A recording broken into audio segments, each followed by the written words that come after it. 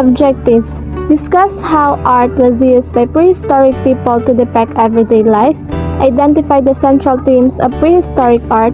Differentiate the techniques used during the three kingdoms of early Egypt and explain how art is linked with religion in early Egyptian civilization. Good day everyone, we are the group 2. We will discuss about the Western art history, the art in early civilization.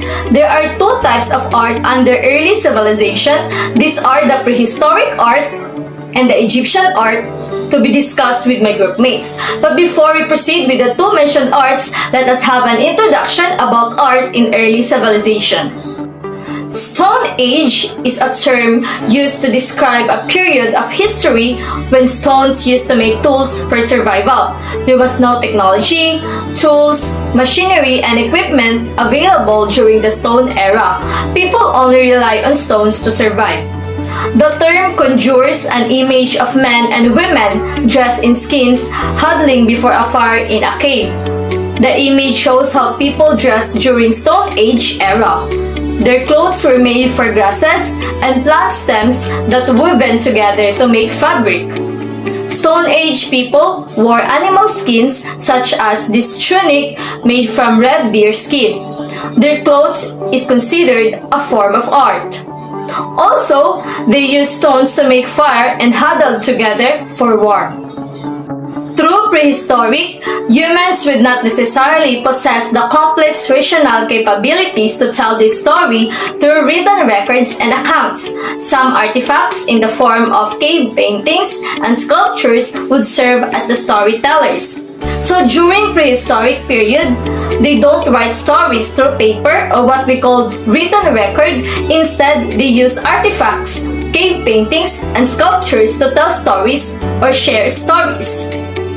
There are three periods of the Stone Age culture. The first period is Paleolithic, the late years of the Old Stone Age. The second period is the Mesolithic, Middle Stone Age. And lastly, the third period is Neolithic, New Stone Age.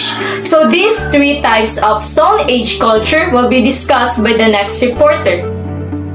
The art of the ancient world reveals a tremendous amount to modern historians about the culture, values, and beliefs of these early civilizations. At a time when few people could read and write, art was an important means of communication and a critical way to record important events. The motives and reason behind the creation of ancient materials such as sculpture, paintings, and architectural structures may not be clearly defined. Nevertheless, the early people produced such materials that reflect their attitudes and belief system on spiritual, social, political, and economic matters. The Lascaux cave system is a group of caves in southwestern France. The Great Hall of Fools paintings can be found in these caves. Lascaux is a network of caves near the village of Montignac in the department of Dordogne in southwestern France. Over 600 partial wall paintings cover the interior walls and ceiling of the cave. The painting represent primarily large animals, typical local contemporary fauna that corresponds with the fossil record of the Upper Paleolithic area. The age of the painting is now usually estimated at around 17,000 years because of the outstanding prehistoric art in the cave. Lascaux was inducted into the UNESCO World Heritage List in 1979 as an element of the historic sites in the decorated cave of Ziger Valley. The history of cave painting are the prehistoric image found on the walls of caves all around the world, with the oldest dating back to 32,000 BCE. The purpose of this cave painting is uncertain. However, some evidence suggests that they were not purely for decoration. One theory suggests that they serve as the magical purpose of hunting, in hopes of increasing the number of animals available to hunt. Another theory suggests that a shaman would enter the cave and paint his visions, perhaps to gain power. The third theory suggests that a wide range of people create this image, with the majority being female, providing the shaman theories invalid. There is no way of proving any of these ideas right or wrong, so it's all about looking at the evidence. The materials used in the cave painting were natural pigments created by mixing brown of natural elements such as dirt, red ochre, and animal blood with animal fat.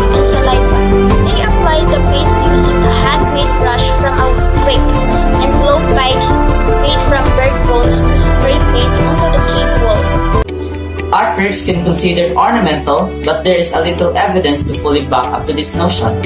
That early humans created these cave paintings for that very purpose. Most of these works were discovered inside the deep recesses of caves, so they may not necessarily be used as decorative items. Some would say that these caves with painting all over the walls and ceiling served as kind of sanctuary for the early humans. In addition, some of the works found reflected some of the early beliefs of human, especially with life and fertility. One of the works that reflected such belief would be a sculpture called Venus of Willendorf. This figure is highly abstracted woman from a highlighted body parts associated with fertility. Figure 2 shows that the woman has oversized breasts, enlarged hips, and round abdomen. The representation may show the importance of taking care of these body parts for procreation and consequently the survival of the species. Neolithic art has developed especially when life for the early humans has become more stable. They have learned to cultivate the land and domesticated animal. By 4000 BCE, there were several monumental and architectural structures erected. One of them is Stonehenge, located in southern England. The purpose of this fascinating remains a mystery up to this day and age. Some regard it as a temple, while others see it as a complex calendar to track the movement of both the sun and moon. Others ascribe some magical element to it by associating it with Merlin the magician from King Arthur's story. For whatever purpose it was built in, it still remains as one of the most architectural wonders the world has ever seen. As the Neolithic period drew to a close, it was evidently that different elements of civilization flourished in various parts of the world.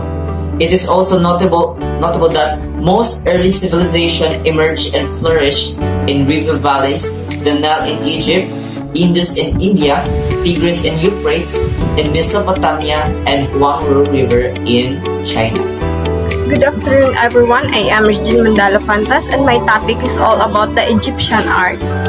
Ancient Egyptian art refers to art produced in ancient Egypt between the 6th millennium BC and the 4th century AD, spanning from prehistoric Egypt until the Christianization of Roman Egypt. It includes paintings, sculptures, drawings on papyrus, faience, jewelry, ivories, architecture, and other art media. It is also very conservative. The art style changed very little over time. Much of the surviving arts comes from tombs and monuments, giving more insight into the ancient Egyptian afterlife beliefs. Egyptian art, the fertile ribbon starts from the banks of the Nile River, which flows north to Africa and ventures into the Mediterranean. It is in this very ribbon where early Egyptians recognized the integral role of the Nile River to their daily lives. So in every aspect of life in Egypt depended on the river. The Nile provided food and resources, land for agriculture, a means of travel, and was critical in the transportation of materials for buildings projects and other large-scale endeavors. It was a critical lifeline that literally brought life to the desert. It is this indispensability and utility that eventually lead to the belief that the Nile River is to be worshipped as God. It because of the Nile River, it helps them to survive in life. It because of the blessings that the Nile brought them, they worship the Nile as one of their gods. So because of their belief about the Nile River, they came with the notion that art was something that can be ascribed and associated with religion. So the Egyptian civilization can be divided into three periods: the Old Kingdom, the Middle Kingdom, and the New Kingdom. Old Kingdom, Egyptian sculptors created the first life-size statues and fine reliefs in stone, copper, and wood. They perfected the art of carving intricate relief decoration and produced detailed images of animals, plants, and even landscapes, recording the essential elements of their world for eternity in scenes painted and carved on the walls of temples and tombs.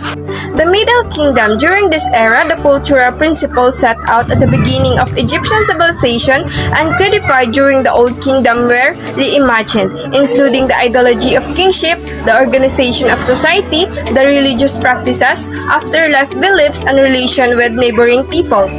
These transformations are attested to in architecture, sculpture, painting, relief decoration, stelae, jewelry, personal possessions, and literature. So, New Kingdom. Sculpture in the New Kingdom continued in the traditional Egyptian style with many great works produced by pharaohs over years.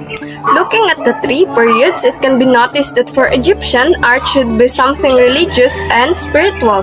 There may have been differences in the techniques used and style emphasized, but there are common denominators among the artworks created during the respective time period.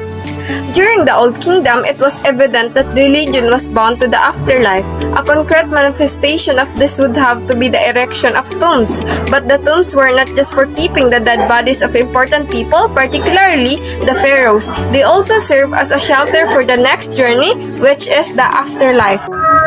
They decorated the tombs with everyday objects that would reflect day-to-day activities as if the afterlife is a mere continuation of what transpired on earth. One of the cosmetics palettes found in the Egypt was called Narmer's palette. It was a palette that utilized and applied dark colors around the King Narmer's eyes. The palette was a symbol that commemorates the unification of Upper and Lower Egypt. Good day everyone, this is Jane Valerie Gador and I will discuss to you the specific details of the Narmer palette. So, let us begin. The Narmer palette, also known as the Great Hierakonpolis palette or the Palette of Narmer, is a significant Egyptian archaeological find. The palette has survived 5 millennia in almost perfect condition. It was discovered by the British archaeologists James E. Cabell and Frederick Green in the 19th century, along with other valuable objects, which is ceremonially buried near the temple of Hierakonpolis, with 25 inches height and 16 inches wide, made out of siltstone, and these two are called the recto and the verso. The recto side can be divided into 3 sections or register. On the first register, we can see 2 frontal-facing heads with bovine ears and horns, but with human-like features. Scholars argue that these may be a bat or a Hathor, a celestial deities. We can also see a Serek in between these 2 cowheads, a facade of the royal palace in which the name of the king appears. On the second register, we can see that the king is wearing the tall white crown of Upper Egypt, looking victorious over the slain enemy.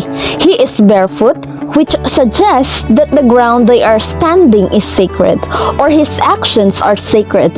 We can also see that the king is evidently larger than the rest of the objects within the palette, which suggests his royal status and power.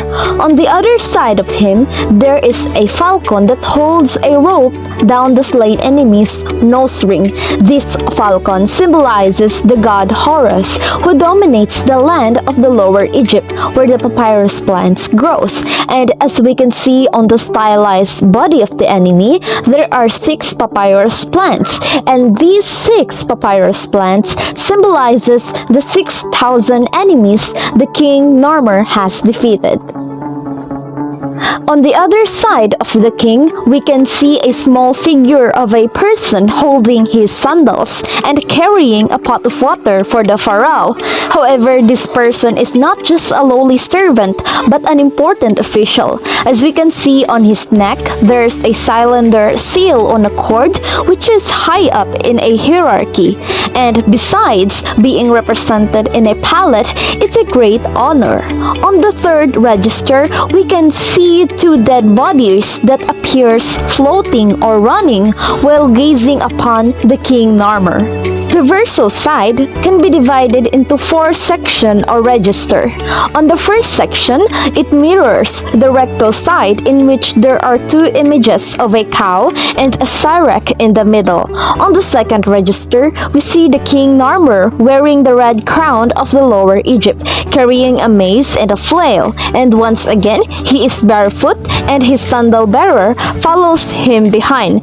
There is also a person in leopard skin costume, which is most likely a royal official, and there are 4 standard bearers. Together, they are looking towards their enemies who has been decapitated, and 9 of these people had their genitalia removed.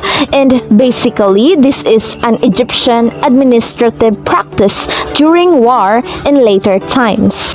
These kind of Egyptian practices is said to believe having a magic that strips off the enemy's power. And below this scene are 2 magical creatures known as the serpopards, and their long necks are twisted around, forming a circular depression, and attendants on both sides controlling these animals with a rope. And this imagery of subjugating animals and the symmetry they produce may allude to the Egyptian king's role of maintaining balance and order. Similar creatures were also found in the Mesopotamian cylinder seals, which indicate a connection or interaction between Egypt and Mesopotamia at this time. And in the last register, there is a bull attacking a naked enemy trampled beneath its feet. The bull, along with other animals such as the falcon, the lion, symbolizes royalty and power. Therefore, if we analyze the Narmer palette as a whole, scholars argue that this may depict a specific battle or the time when Egypt was unified as a single kingdom. And as we observe in the palette, the king wears both the crown of the upper and the lower Egypt. The Narmer palette emphasizes the king's supreme and absolute authority, and in most cases, the king is not just an authority figure, but rather identified as a deity. This common notion among Egyptians is evident in the Egyptian tomb sculptures, which is made out of hard materials, since it is made to withstand any condition. Permanence is very important to them because this sculpture will serve as the house of the Ka, or the soul, in which, regardless of the age of death, the Ka, or the soul, highlights the life of the deceased. The Great Pyramid of Giza is another architectural marvel. It acted as a tomb because its primary goal was to offer a resting place for the pharaohs. These gigantic pyramids are comprised of over 2 million limestone pieces and are designed to last for an eternity. Egyptian pharaohs believed they would become gods in the afterlife, so they built temples to the gods and gigantic pyramid tombs for themselves to prepare for the next world, which were loaded with everything a leader would need to lead and maintain himself in the next world. The construction of these massive pyramids demonstrates the Egyptians' technological advancement at that time, as laborers meticulously carried stones from the plateau to the construction site using the wooden rulers. Stone cutters on site carved the blocks finely before stacking them, and the stacking process also demonstrates their advancement since they used the rope and pulley system.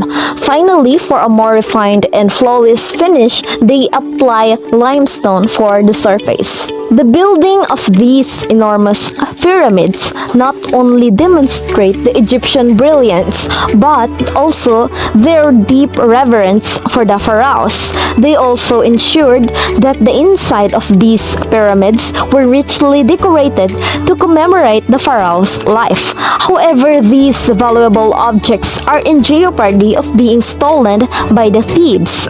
Good afternoon, everyone. I am Judasa M. Gato, and today I will discuss the Second Egyptian Civilization period.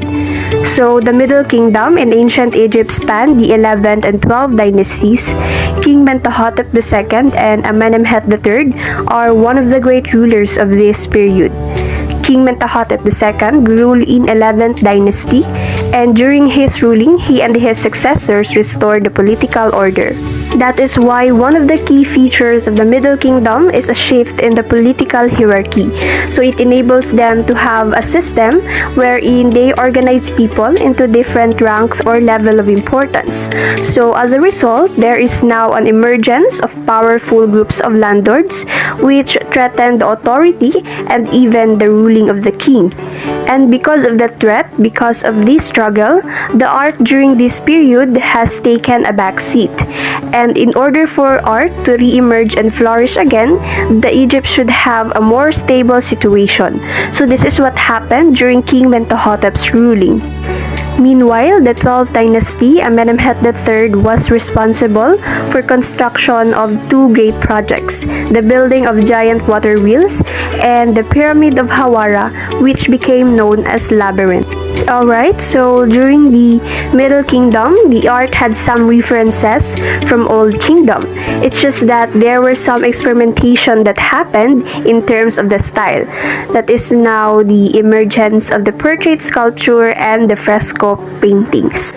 And in Egypt, one of their problem is the thieves who usually steal the valuable objects they use to decorate or in building the tombs. So in order for them to solve their problems from the thieves who plunder the tombs, as you can see in the picture below, the Egyptians made a rock-cut tombs by carving out a living rock. And these were still filled with chamber, and the hallways were still lavishly decorated to celebrate the life of the deceased. But during this period, there was a trouble that struck when a group of foreign invaders, which is the Hyksos, invaded the Egypt. Hyksos is an Asian tribe that introduced the Bronze Age weapons and the horse to the Egyptians. And when the Egyptians defeated these foreign invaders, or they overthrown the Hyksos, that is now the time when the Egyptians formed the next civilization period, which is the New Kingdom. Good day everyone, I am Andayan Catherine and I'm going to report the continuation of Egyptian art.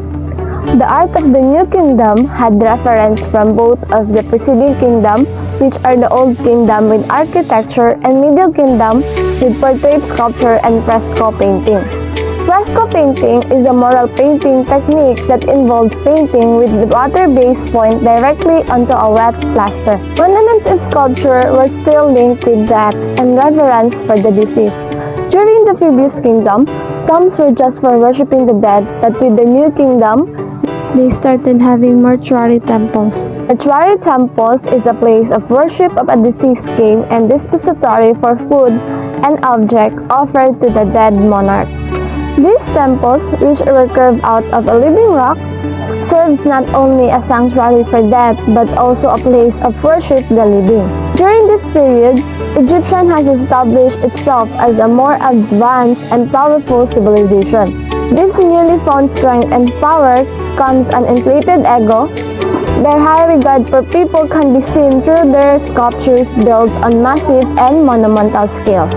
After the New Kingdom, Egypt witnessed the Amarna Revolution led by King Akhenaton and Queen Nefertiti.